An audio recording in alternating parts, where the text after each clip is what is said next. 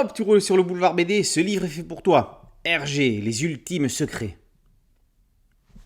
Avec Hergé, les ultimes secrets, Bob Garcia recense les découvertes qu'il a faites lors de ses recherches dans le Petit 20e, le Soir Jeunesse et le journal Tintin, complétant ainsi certains de ses ouvrages précédents sur Hergé et son œuvre.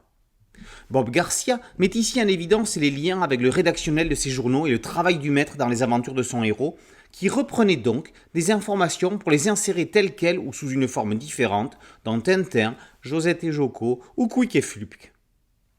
Bob Garcia a réalisé un véritable travail de fourmi dans ce qu'il appelle une quête et une enquête, à la recherche d'archives souvent incomplètes et disséminées, aidé en cela par de nombreux tintinophiles avisés, pour en arriver à un total de 80 000 pages à analyser. Il présente donc dans ce compte rendu un plan dans lequel, après le rappel du contexte de création, sont mis en vis-à-vis les albums d'Hergé avec des éléments qu'il aurait inspirés dans les journaux sources. Commençons donc par les inspirations d'Hergé pour les aventures de Tintin. Chaque album y est disséqué. Citons quelques exemples un peu au hasard. En juin 1929, le Petit 20e dévoile que le Congo belge est le deuxième plus grand producteur de diamants. Hergé s'en est emparé pour son album et le lié avec le suivant en Amérique par le biais d'Al Capone. En 1936, une chèvre fonce dans le dos d'un homme au bord d'une falaise en quatrième de couverture d'un numéro du Petit 20e. Hergé s'en servira pour une scène gag de l'île Noire. Pour l'affaire Tournesol, l'auteur se serait inspiré d'un conte de Maurice Forgery publié en 1940 dans l'hebdomadaire où un certain professeur Médavin disparaissait. D'innombrables anecdotes de ce type sont recensées.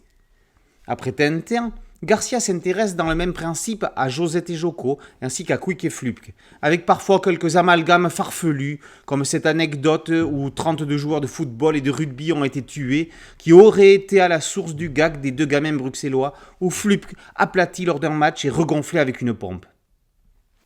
A contrario, un intéressant chapitre expose comment Quick et Flupk ont été témoins de la montée du nazisme dans l'entre-deux-guerres.